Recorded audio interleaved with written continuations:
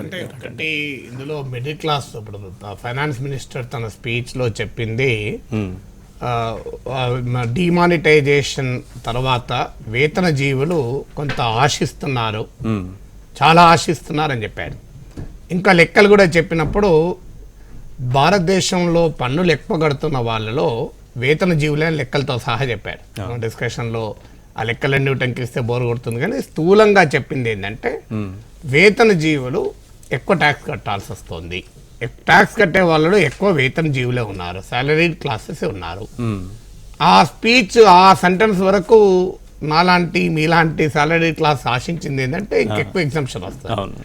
Definite గా ఈ exemption appreciate చేయాలి, కానీ but it is much below the expectations. అంటే ఒక అద్భుతమైన రిలీఫ్ అయితే కాదు, కొంత రిలీఫ్. అందుకే కొంచెం ఇష్టం కొంచెం కష్టం లాగా ఉంది. ఎందుకంటే దీంట్లో ఇప్పుడు 2.5 lakh నుంచి 3 lakh పెరిగింది, 5 lakh దాకా పెంచుతారు అని ఫైనాన్స్ మినిస్ట్రీ మీడియాకు లీక్స్ ఇచ్చారు. 1 month క్రితమే మనలాంటి వాళ్ళు ఛానల్ HMTVలో వేసాం, మనస్ ఇండియాలో వేసాం.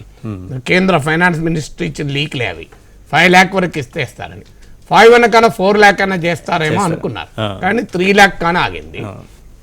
తర్వాత మేజర్గా ఇచ్చింది అంటే బిలో 5 lakh వాళ్ళకు ఒక 10% నుంచి 5% తగ్గించారు. అది వెల్కమ్ చెప్పాలి.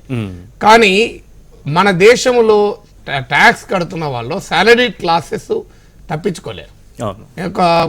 కొద్ది మంది మన లెక్కలు ఇచ్చాడు, 2 కోట్ల మంది విదేశాలకు వెళ్తున్నారు మన దేశంలో, కానీ ఎంతమంది పన్ను కడుతున్నారు? కొన్ని లక్షకు పైగా కార్ల అమ్మకాలు పోతున్నాయి, ఎంతమంది పన్ను కడుతున్నారు? భారతదేశంలో ఉన్న కంపెనీల్లో గుప్పెడు కంపెనీలు మాత్రమే ట్యాక్స్ కడుతున్నాయి, కట్టేటోళ్ళు ఎక్కువ జీరో ట్యాక్స్ రిటర్న్స్. అసలు ఇండివిజువల్స్ లో తీసుకుంటే ఓన్లీ ఎంప్లాయీసే కడుతున్నారు, 70-80% వాళ్ళే కడుతున్నారు.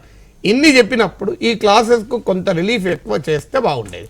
ఇంకోటి ఇప్పుడు ఇంకొక పాయింట్ కూడా చెప్పాలి. రాకేష్ రెడ్డి గారు 12,500 అబోవ్ 5 lakh అన్నారు. అందులో యాక్చువల్ గా ఫైనాన్స్ మినిస్టర్ స్పీచ్ లో ఆ క్లారిటీ లేదు.